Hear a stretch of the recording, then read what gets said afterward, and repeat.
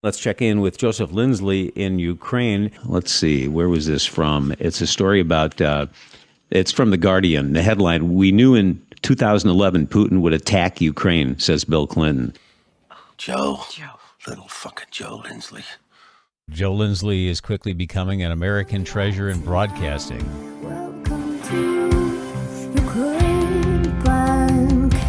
Now let's go about 30 miles from the Russian border to Kharkiv, where Joseph Lindsley is, and drone warfare is certainly in the news, and it's also happening there between Russia and Ukraine. Regional officials of both Russia and Ukraine have reported a series of attempted drone attacks against territories in their countries overnight. Joseph, what are you seeing? What are you hearing?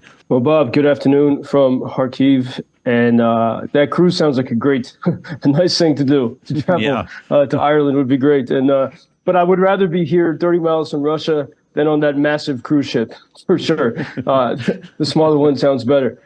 Just a couple hours ago here, we had there was a missile or air defense, it seems, was working here in Kharkiv. I didn't actually hear it, but many people did throughout the city. And we've had several air raid alarms since then. It's quiet. It's sort of a strange, eerie calm today. I was just taking a walk through one of the parks here, and you just see people walking around. The air raid alarms had just sounded. Blue sky, just looking to see what might be coming our way. We had reports of Russian reconnaissance drones, at least one of them in the Kharkiv suburbs. Those are the drones that are looking for targets. So never a nice report to receive. And then at one point, there was a massive flock of pigeons, and they took off altogether. And I was like, well, I was wondering, what do the birds know that I don't? But everything is calm right now. And last night, the Russians launched I think it was 35 of the Shahid Iranian suicide drones were launched throughout Ukraine in several different regions, including the Kyiv region, not in the city, but in the region, and here in Kharkiv region. And Ukrainian air defense, it seems, shot down 15 of those 35 drones. There were reports that an electrical substation was hit somewhere outside of Kyiv.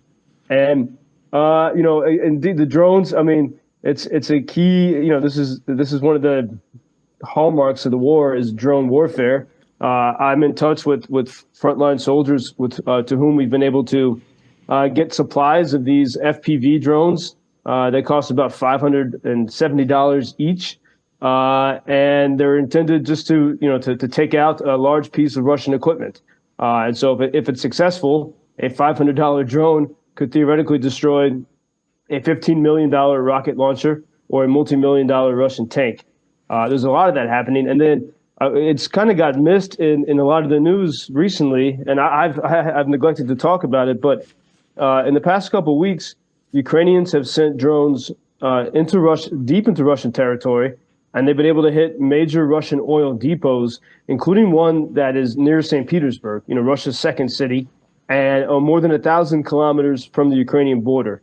That's pretty extraordinary that Ukraine's been able to do it. And, oil is, how Russia keeps a grip on the nations who, are sort of in between in this fight or who are sort of allies of Russia. Oil is very important for Russia. So the fact that Ukrainians could hit Russian oil depot near St. Petersburg with drones is pretty extraordinary. And meanwhile, I think, there's a strange feeling now because since the end of last year, the Russians have been launching one weekly major nationwide attack upon Ukraine. And so there is some sense, the last time Kharkiv was hit on a big way was last Tuesday. And here it is Tuesday again. So there's a sense of, what might be in store and what might be cooking. And, there's so many strange things, as we look at the U.S. election and I think in many ways, many keen supporters of Ukraine are really starting to feel that in some ways Washington has abandoned this fight. And I think, this is, for example, there was Anne Applebaum. She's married. She's an American Polish commentator and writer. She wrote a lot about the Soviet Union, the trauma of the Soviet Union and the horrible things that happened. And her husband is the Polish foreign minister in the new government of Donald Tusk. And she had a piece of The Atlantic the other day saying, is Congress really going to abandon Ukraine? now. But it's interesting in the story. She gives the U.S. a lot of credit. She says the U.S. rallied the world to help the Ukrainians. She never once mentions the Brits, who, you know, was Boris Johnson was the first foreign leader to really make a clear stance for Ukraine. The United Kingdom, unlike the USA, has provided long-range missiles to Ukraine, and they've given Ukraine permission to use those missiles, those Storm Shadow missiles. That's crucial. The United States refuses to do this. And, you know, it's not even just a matter of air defense, but as I was reflecting on the situation here in Kharkiv, you know, because we're so close to the border, the Russians can easily attack. And because Ukrainians, I mean, they have weapons that could reach Russian positions from which Russians attack this city. But if it's an American weapon or somehow, you know, provided with the blessing of the U.S., Ukrainians cannot use those to hit anything on Russian soil. This is amazing. After 2 years of this, you know, that Ukrainians are incredibly handicapped by this, and this is by you know, the White House, the administration. And I think you know, what we see is, you know, lots of, you know, this is normal in Washington, but people who are, you know, they want to feel like they're doing the right thing, but doing the actual right thing requires some courage. And perhaps, you know, the question we all have to ask ourselves is, you know, if we sort of do this in a half measure, is it going to create more problems around the world? Many people have been warning that for 2 years. And I think as we look now at the Middle East, we do start to see, you know, problems spreading. And so this is the question that the world faces here. And you know, I as I was saying yesterday, I do get the sense that both people in Moscow and in Washington are waiting to see, you know, waiting for the Ukrainian spirit to break. And as I see, everything I see here is that spirit, however tired it gets, and however much it bleeds, there's no sign of it breaking whatsoever. As I watch, you know, people calmly walking the streets of Kharkiv, knowing at any moment they could be hit. Strong people. There's an email from one of our regular listeners, Marla, that you'll want to hear, Joseph. She's definitely a fan. She says, I've been listening to Joseph religiously since his first report. For those who do not understand why it's important to the United States to support Ukraine, it's because Putin cannot be trusted to adhere to any agreement. Bill Clinton, as president, was a signatory to the Budapest Memorandum in 1994 that guaranteed Ukrainian sovereignty in return for giving up the nuclear weapons. Tony Blair signed on behalf of the UK, Boris Yeltsin on behalf of Russia. I believe that Clinton recently said that Putin told him that he had no intention of honoring the agreement. So it is not possible to trust any agreement made with Russia. And she goes on here to say that for the cost of outdated weaponry, our support for Ukraine prevents Putin from expanding the war to a NATO country. Full disclosure, my grandfather left Lithuania in 1908 and came to the U.S. I probably lost family members when the Soviet Union invaded Lithuania in 1940. My husband and I adopted a child who was born in Odessa. This is all personal. Thank you. Bless you and the morning crew for making it possible to hear Joseph, and best regards from Marla. And then she included this article from, let's see, where was this from? It's a story about...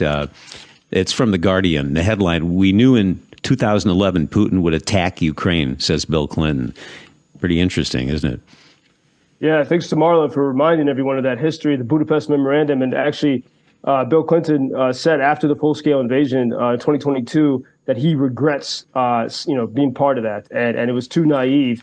And I think when we see this, we see that Washington, and maybe this would resonate with Americans who are frustrated with all of the problems there, but Washington exists for the powerful. And they really don't care about the people. This, you know, the Ukrainians have, by holding on and refusing to go away, are showing the world that freedom is something that can matter and can win. But Washington, I think, likes this to go on for a while. And case in point, I saw the BBC today, U.S. weapon sales to other countries hit a record high in 2023.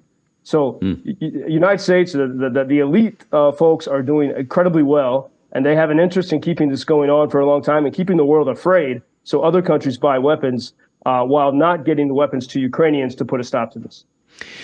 Joseph Lindsley in Kharkiv. Thank you, Joseph. We'll look forward to our conversation tomorrow. Until tomorrow. Thank you, Bob. Thank you for introducing Ukraine on your social media pages. That's very important that much more people can get more information about the situation here and how everybody can help Ukraine to to stay stronger and to save all the world. Що сказав? Well, which side are you on? На чиїй ти стороні? Come on now. Oh, which side are you on? На чиїй ти стороні? Єбать.